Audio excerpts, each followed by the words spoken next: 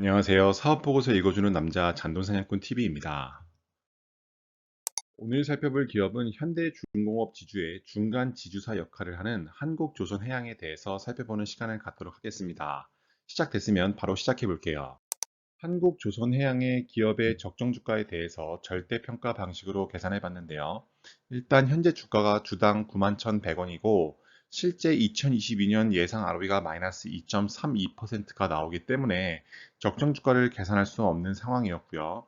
그래서 2023년도 예상 ROE가 6.11%가 나오기 때문에 그 값을 대입해 본다면 2023년도의 적정 주가는 83,000원대로 현재 주가보다는 낮은 상태에 있다는 것을 알 수가 있습니다. 그렇다면 실제 한국조선해양의 현재 주가가 실제 지금의 주가를 합당화할 만큼 계속해서 매출액과 영업이익 그리고 당기순이익이 상승하는지 재무제표적인 측면에서 살펴보도록 하겠습니다. 파트 1. 회사 개요입니다. 기업 정보입니다. 설립일자는 73년도 12월 28일로 영위하는 사업은 크게 세 가지인데요. 조선 사업, 그 다음에 해양 플랜트 사업, 마지막으로 엔진 기계 사업이 있습니다. 여기서 조선 사업을 한번 살펴보면은 고부가 가치 가스선, 해양 관련 선박, 최신의 함정 등이 있고요. 아시다시피 최근에 이 고부가 가치 가스선에 대한 많은 계약이 체결되고 있어서 기업의 주가가 많이 상승한 것이 아니냐라는 기대감이 여기서 나온다고 볼 수 있을 것 같아요. 연결 종속회사는 20개사 정도가 되고 그중에 현대중공업, 현대상호중공업, 현대미포조선 등이 대표적인 연결 종속회사입니다. 주주 구성 현황을 보면은 현대중공업 지주의 특수관계 10인이 36.65%를, 자사주가 0.08%, 국민연금에서 5.74%의 비중을 차지하는 것을 알 수가 있어요. 거래량을 보면은 한국조선해양이 0.38%로 삼성중공업과 대우조선해양보다는 낮은 수치이고 절대적으로 봤을 때에도 조선 3사 모두 낮은 거래량을 보이고 있다는 것을 알 수가 있어요. 실제 코스피 시장에 1999년도에 상장이 되었고 본사는 종로구 율곡로에 있습니다. 다음은 사업 부문별 매출액 추이인데요. 보시는 것처럼 조선 사업 부문에서 전체 매출액의 85.5%를 발생시킨다. 따라서 실제 이 회사를 알아보기 위해서는 조선의 사업 부문에 대해서만 굉장히 심도 있게 살펴만 봐도 전체 매출의 85%를 차지하기 때문에 그것으로 충분하다고 볼 수 있을 것 같아요.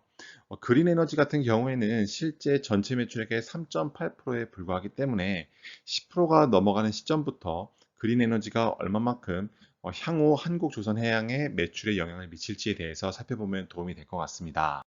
사업 부문별 시장 여건입니다. 조선 사업은 막대한 설비 투자가 필요한 장치 산업이자 자본 집약적 산업이기 때문에 전방 산업인 해운 산업, 그 다음에 후방 산업인 철강 기계 산업 등과 밀접한 상관관계를 가지고 있어요. 실제 판매 전략을 보면은 친환경, 고효율 디자인 개발을 통한 신규 및 노후선 대체 수요 창출을 가장 우선순위에 두는 것을 알 수가 있는데요.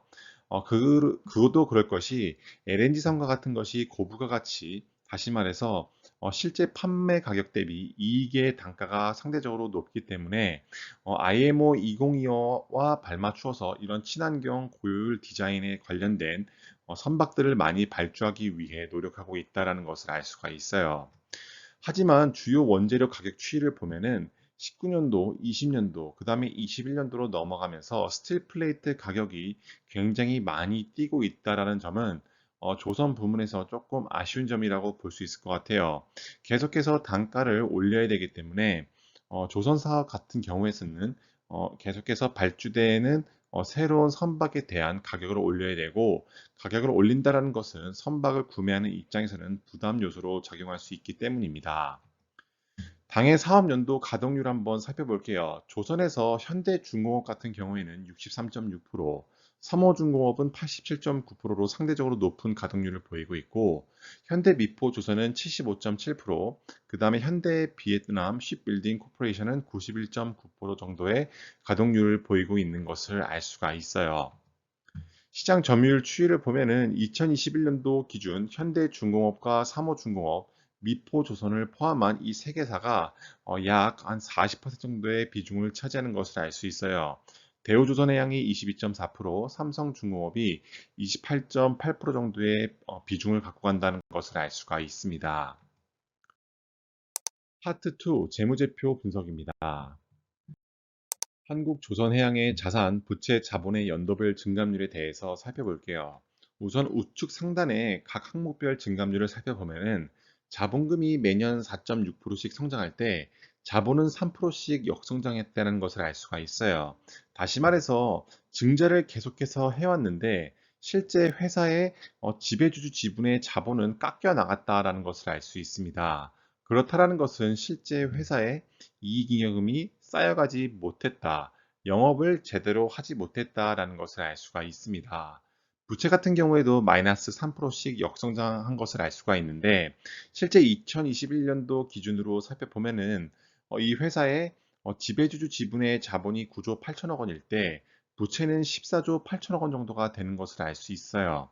그만큼 레버리지를 쓰고 있는 상황이라는 것을 알 수 있는데 이 회사가 이 부채에 대한 빚을 다 갚고도 영업의 이익을 내는지를 살펴볼 수 있는 이자 보상 배율에 대해서 한번 살펴볼게요. 보시는 것처럼 2021년도 말 기준으로 봤을 때 배율이 마이너스 7.79배이기 때문에 다시 말해 실제 이 회사가 벌어들이는 영업이익으로 빚도 다 갚지 못하는 상황이라는 것을 알 수가 있습니다. 그만큼 재무적으로 봤을 때는 조금은 취약한 상황이라고 볼 수 있을 것 같아요. 2017년도부터 22년도까지 손익계산서 항목별 증감률을 한번 살펴볼게요.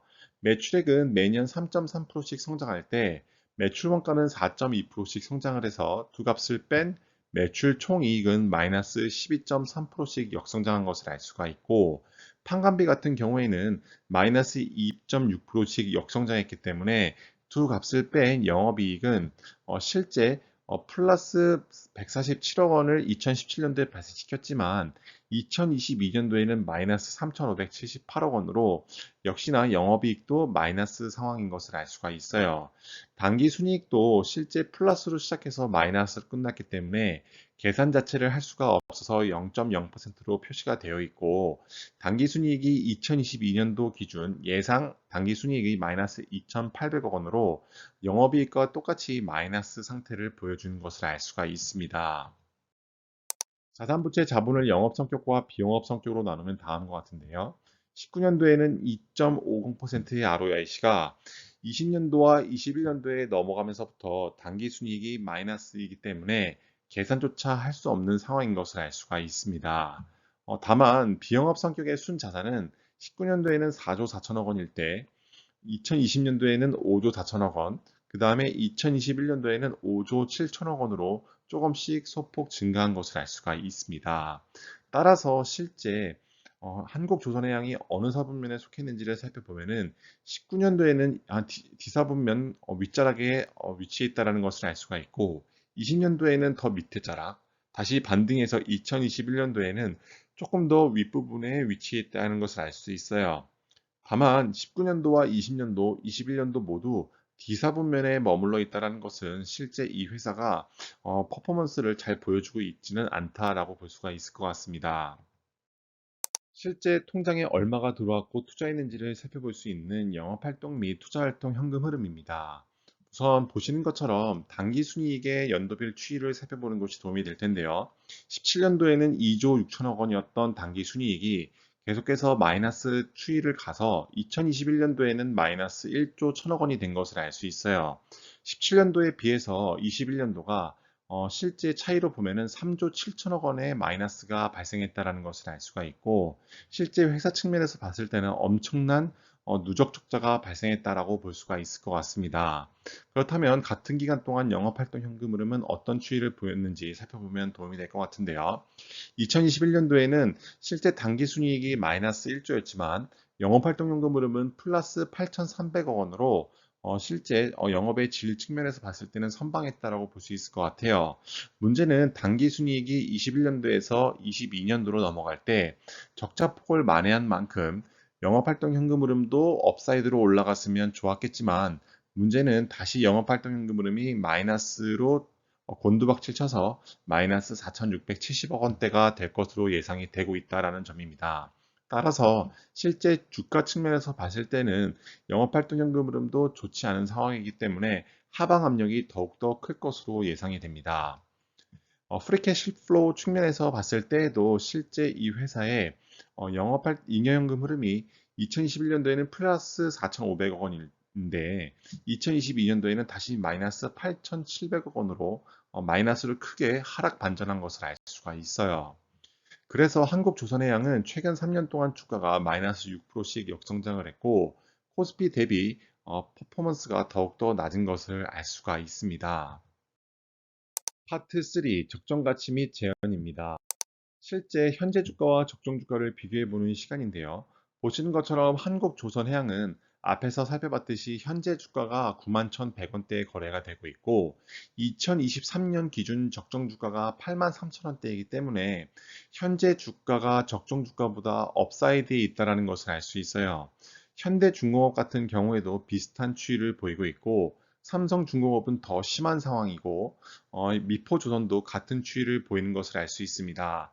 문제는 실제 현대중공업, 삼성중공업, 그리고 현대미포조선은 실제 영업을 하는 회사이고 한국조선해양은 앞에서 말씀드렸다시피 중간 지주사 역할을 하는 상황인 것을 알 수 있어요. 문제는 한국조선해양과 현대중공업, 현대미포조선 등과 같은 모든 기업들이 모회사와 자회사가 다 상장이 되어 있으면 디스카운트가 발생을 할 수밖에 없는데 이렇게 디스카운트가 된 상황에서도 한국조선해양과 같은 지주사가 이렇게 적정 주가와 현재 주가가 크게 차이가 나지 않는다라는 점은 회사가 아직은 더 많이 고평가를 받고 있는 상황이 아닐까라는 생각을 해볼 수 있습니다. 삼성전자와 현대차는 각각 오히려 적정 주가가 높기 때문에 현재 주가 대비 적정 주가가 더 업사이드에 있다라는 것을 알고 넘어가시면 도움이 될 것 같아요. 오늘의 한 줄입니다. 수익성 측면에서 아직은 눈에 띄는 퍼포먼스를 보이고 있지 않는 한국조선해양인데요. 기업의 성장성을 봤을 때는 IMO 2025와 실제 친환경 선박에 대한 수요의 증가로 LNG 선이 계속해서 폭발적으로 늘어날 것으로 예상을 해볼 수 있지만 그것이 단기적으로 나타날 수 있는 시그널은 아닌 것 같고요. 중장기적으로 봤을 때는 기업의 성장성이 다시 한번 더 빅사이클이 올 수도 있지 않을까라는 생각을 해봅니다.